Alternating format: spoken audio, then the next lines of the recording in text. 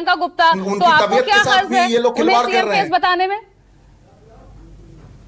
पूजा जी, आपका सवाल क्या था? मैं सुन नहीं पाई।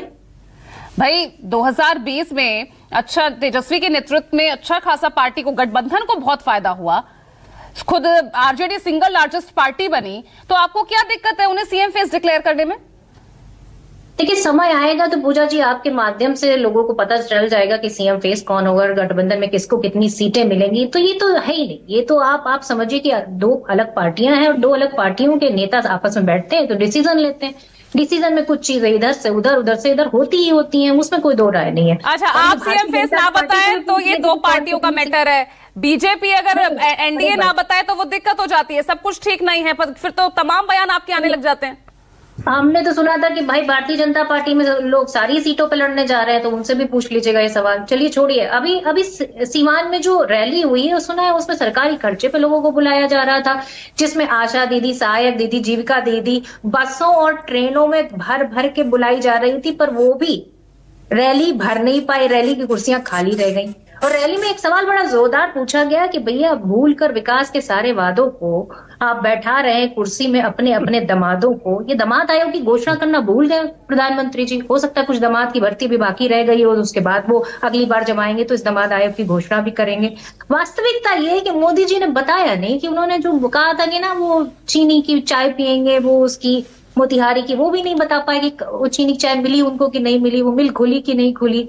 उन्होंने कहा था कि 75,000 मेडिकल सीटें बना देंगे। अरे भाई ये तो छोड़िए, उन्होंने तो संसद में जो है नड्डा जी ने ये कह दिया था कि 157 मेडिकल कॉलेज खुल चुके हैं। एम्स जो दरभंगा का था वो अभी तक लोग ढूंढ ही रहे हैं। पुल जो गिर रहे हैं, भ्रष्टाचार के भेंट चढ़ रहे हैं, उस पर कुछ बोल नहीं पाए प्रधानमंत्री जी। भ्रष्टाचार दूसरों का दिखता है पर अपना नहीं दिखता। प्रधानमंत्री ने तो कहा है कि नीतीश कुमार ने लॉन्चिंग पैड तैयार कर दिए हैं।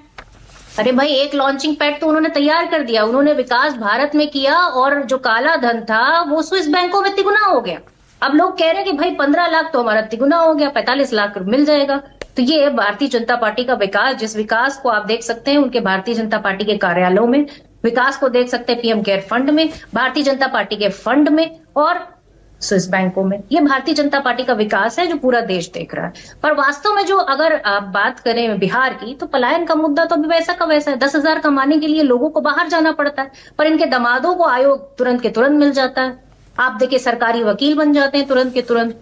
ठीक है ना, ठीक है, मैं मुद्दों पर मैं आना चाहूंगी, लेकिन पहले तो जो सीएम फेस को लेकर जो यहाँ पर तकरार खड़ी हुई है, क्योंकि यहाँ तो आपके बीच, आपके महागठबंधन में सिर्फ सीएम फेस की बात नहीं है, मुद्दों को लेकर भी यहाँ तो कितनी राजनीति दिख रही है आपके आंतरिक, उसमें ही जो है द्वेष दिख रहा है।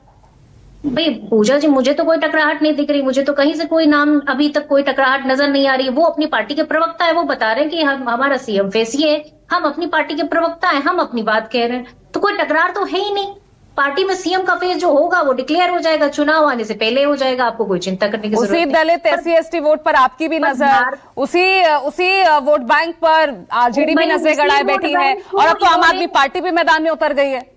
अरे भाई, भारतीय जनता पार्टी ने कहा था जो सबसे गरीब परिवार है उनको 2 लाख रुपए मिलेंगे, कहाँ है वो 2 लाख रुपए?